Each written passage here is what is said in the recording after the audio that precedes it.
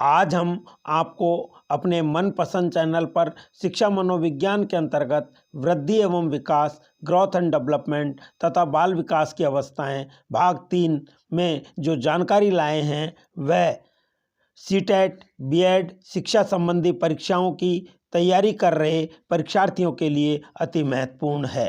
प्रश्न 1, अतिरिक्त शक्ति के सिद्धांत का संबंध है।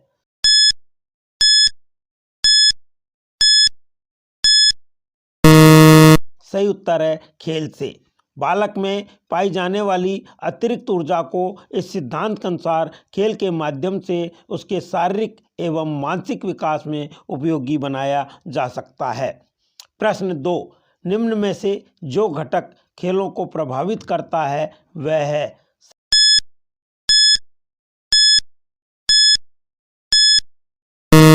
सही उत्तर है खेल की भावना। खेल भावना खेल को सबसे ज़्यादा प्रभावित करती है। प्रश्न 3, भावी जीवन का पूर्वाभ्यास होता है।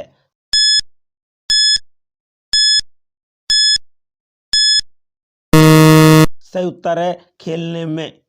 क्रीड़ा स्थल बालक के समाजीकरण का प्रथम घटक है जो उसे भावी समाज के लिए तैयार करता है। प्रश्न 4, कार्य करना प्रमुख क्रिया है।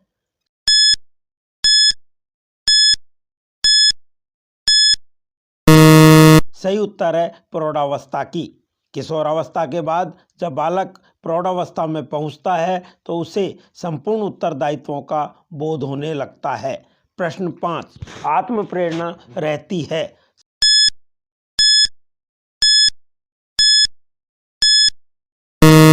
सही उत्तर है खेलने में।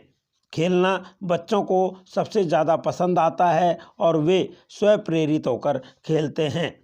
प्रश्न 6, पूर्णाकार की संकल्पना दी।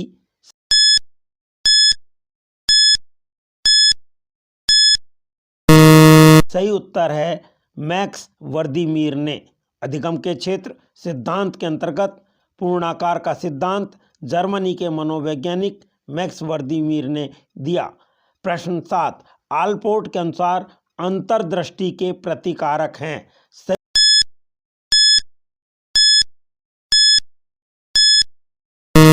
सही उत्तर है उपरोक्त सभी आलपोर्ट द्वारा बताए गए प्रतिकारक हैं।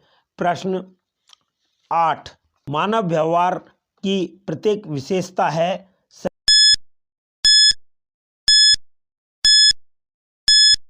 सही उत्तर है वंशानुक्रम व वातावरण का गुणनफल।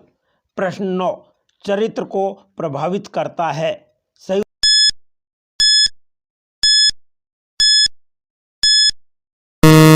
उत्तर है शिक्षकों का व्यवहार। प्रश्न 10, निम्नांकित अवस्था में बालकों का आकर्षण समलिंगी के प्रति होता है।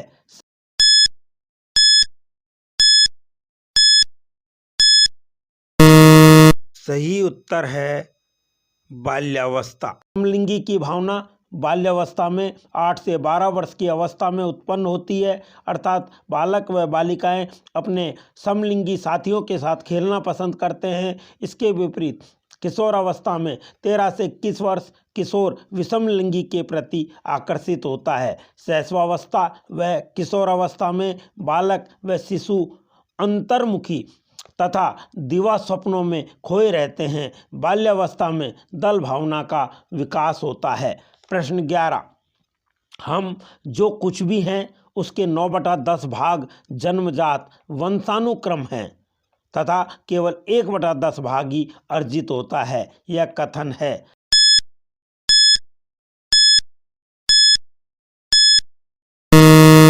सही उत्तर है जैव वैज्ञानिक पार्कर।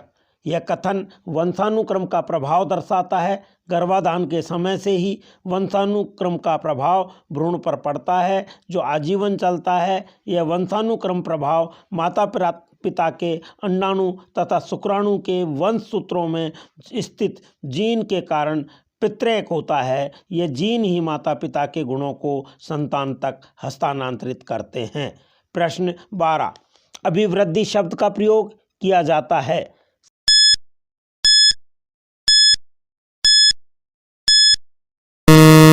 सही उत्तर है शारीरिक विकास के लिए। प्रश्न 13, बाल्यावस्था में विकास को परिपक्वावस्था किसने कहा?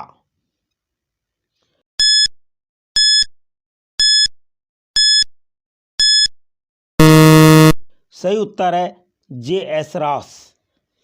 क्योंकि 6-7 वर्ष की आयु के बाद शारीरिक विकास की गति धीमी पड़ जाती है, जिससे शारीरिक शक्ति में दृढ़ता आ सके, लेकिन लोगों को परिपक्वता का आभास होने लगता है।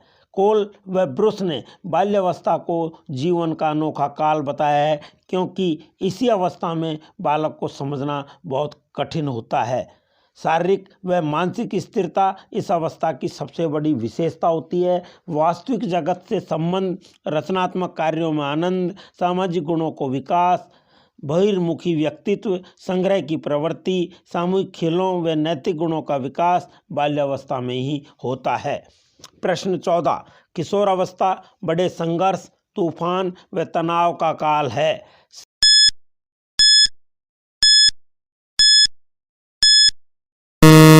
सही उत्तर है स्टैनले टॉल। किशोर अवस्था के विकास में आकस्मिक विकास का सिद्धांत, इसके समर्थक स्टैनले टॉल हैं। उन्होंने 1904 में अपनी पुस्तक एडोलसेंस का प्रकाशन किया। वह बताया कि किशोर में जो शारीरिक, मानसिक व संवेगात्मक परिवर्तन होते हैं वे अकस्मात होते हैं। इस अवस्था में निम्न विशेषताएं मिलती हैं: व्यवहार में विभिन्नता, स्थिरता व समायोजन का भाव, स्वतंत्रता व विद्रोह की भावना, काम शक्ति की परिपक्वता, अपराध प्रवृत्ति का विकास, स्थिति व महत्व की अभिलाषा तथा नायक पूजा किसी हीरो से प्रभावित होते हैं। प्रश्न 15, किशोर अवस्था को जीवन का सबसे कठिन काल किसने कहा?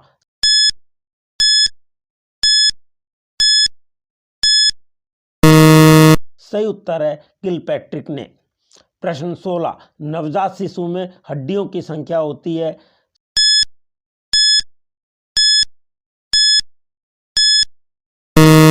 सही उत्तर है 270।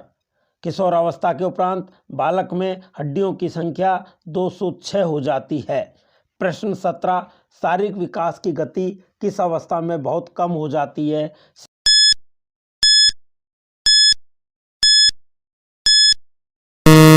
सही उत्तर है बाल्यावस्था में। प्रश्न 18, किशोर अवस्था की अवधि है।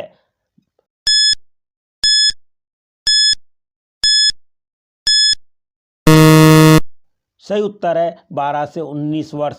विभिन्न अवस्थाओं का काल विभाजन इस प्रकार है। विकास की प्रक्रिया में बालक निम्न सोपानों से गुजरता है: शैशवावस्था जन्म से 5 या 6 वर्ष तक, बाल्यावस्था 5-6 वर्ष से 12 वर्ष तक, किशोर अवस्था 12 वर्ष से 18-19 वर्ष तक, प्रौढ़ावस्था 19 वर्ष के बाद।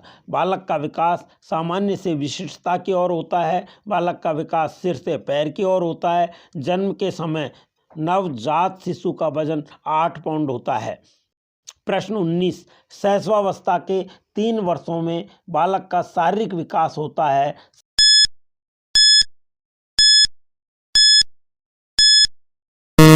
सही उत्तर है तीव्र। शारीरिक विकास की नींव शिशु काल में रखी जाती है। इस काल में तीव्रता से शारीरिक विकास होता है।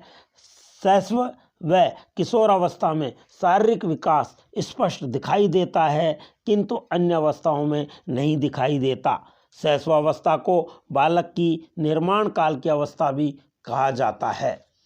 मानव के विकास का क्रम गर्भावस्था से लेकर प्रौढ़ावस्था तक सतत रूप से चलता है। प्रश्न 20, अधोलिखित में से गुणसूत्रों का कौन सा संयोजन पुरुष शिशु का लिंग निर्धारण करता है?